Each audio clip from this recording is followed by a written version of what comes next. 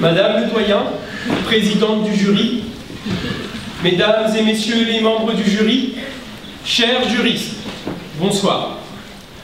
L'art Tuby, 182 mètres, soit le pont le plus haut d'Europe. Il enjambe les gorges du Verdon, sa domination s'étendant de Gréoux-les-Bains à Moustier-Sainte-Marie. Confiance, insouciance ou inconscience, je m'apprête à pénétrer dans ces gorges profondes. Avec pour seule protection une fine bande de latex d'environ 7 mm de diamètre. 7 des opilants millimètres. Pourtant, c'est tout ce qui me relie à la vie. Suffiront-ils à m'empêcher de m'écraser lamentablement dans le fond? Comment résister à la force d'attraction universelle, au fameux jet qui me guette? Tenus à distance dans le baquet d'un bolide, mais si attrayant au fond d'un slip. Ah, le fameux point G. Sauter couvert, m'a-t-on toujours dit.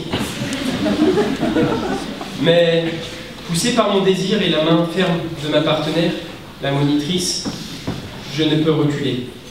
C'est le grand saut. En tombant, je ferme les yeux et repense à mon sujet. La confiance exclut-elle le contrôle? Par excès de confiance, j'avais omis le contrôle et déjà le regrettais amèrement. Cette monitrice, bien trop belle pour mentir, cette beauté virginale, cette Charlize Theron qui avait fait naître dans mon féroce appétit d'étudiant une overdose de pesto? Stérone? Après tout, un 95D ne peut pas être complètement mauvais. Mais ma vie avait-elle si peu de valeur que je pouvais la risquer comme ça, sur un simple coup de D? Maman, je t'aime. Papa, au secours!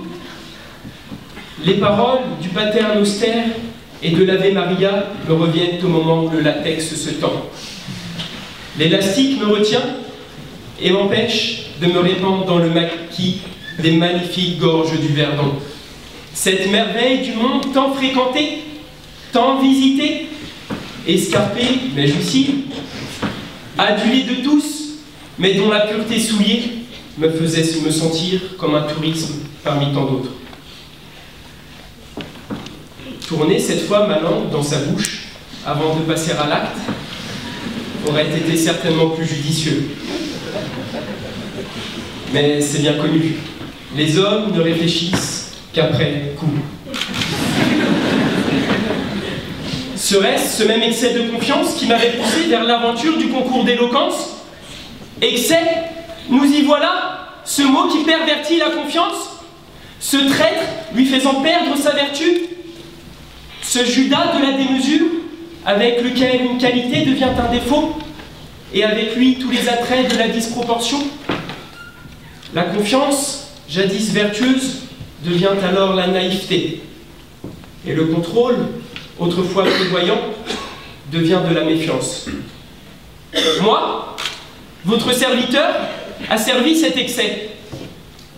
Braver le syndrome de la braguette ouverte en public et celle de la page blanche, n'était-ce pas là une belle preuve de naïveté? En Candide, mon innocence n'avait eu d'égal que mon inexpérience. Cette assurance de triompher, cette certitude de la victoire était maître de mon destin et capitaine de mon âme. En Invictus, mon ambition allait être étanchée. Mais ce n'est qu'en apprenant mon sujet que les affres de la réalité ont ébranlé ma grandeur. Mère inspiration m'a contrarié, bouleversé, foulé aux pieds. Mais le doute étant le commencement de la sagesse, à la crédulité a succédé la confiance. Le contrôle était venu équilibrer mes ardeurs et allait me permettre de triompher. Noble visage, intonation mesurée, impassibilité et calme, maître de mes passions face à vous, qui alliez attendre le moindre de mes faux pas pour vous délester de moqueries. Non! Ne vous croyez pas impressionnant, vous êtes seulement nombreux. Quant à moi, je suis tout seul. C'est votre union qui fait votre force. Il n'y a que pour Eva Joly et Europe Écologie Les Verts pour qui s'applique un pour tous, tous pour un et 2%.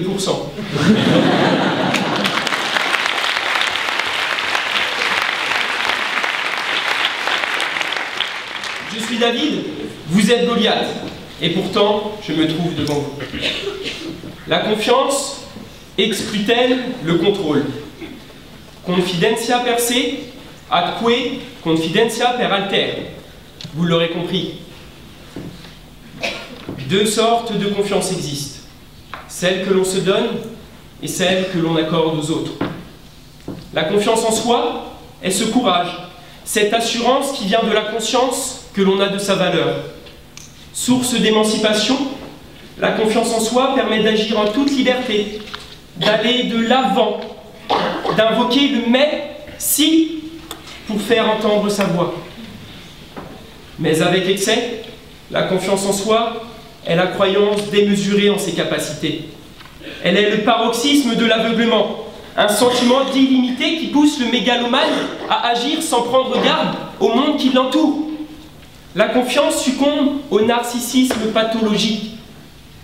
Mes chers confrères, gardons à l'esprit que la confiance est à la base de tout rapport humain. Elle nourrit l'amitié et l'amour et se place en condition essentielle de la vie en communauté. Quant au contrôle, il assure la mesure en toute chose. Sans lui, le trop vient détruire le bien. Un café trop sucré, un café trop fort, ou tout simplement trop de café. Car c'est bien connu, le café c'est comme les filles. Au début ça excite, après ça énerve.